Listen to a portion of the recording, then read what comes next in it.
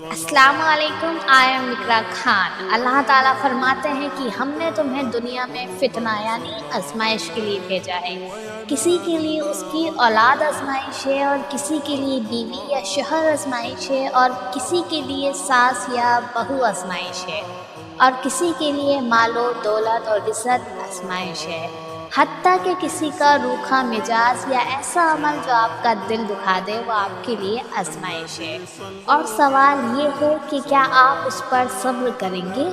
یہ سوال بہت ضروری اور بہت اہم ہے، کیونکہ اللہ تعالیٰ ہمیں یاد دلا رہے ہیں کہ وہ ہمیں لوگوں کے ذریعے آزمائے گا، اور کامیابی اسی کے لیے ہے جو صبر کرے گا۔ صبر کا مطلب صرف برداشت کرنا نہیں، بلکہ دل میں بدگمانی، نفرت اور بدلہ لینے کی خواہش نہ رکھنا بھی ہے۔ تو دوستو، صبر کریں جو اللہ آپ کو اور ہمیں اس کا اجر دے۔ بے شک بہت ساری جگہ ایسی ہوتی ہیں جہاں دل میں نفرت اور بدگمانی آ جاتی ہے، لیکن دعا کریں کہ اللہ آپ کو اور ہمیں ہدایت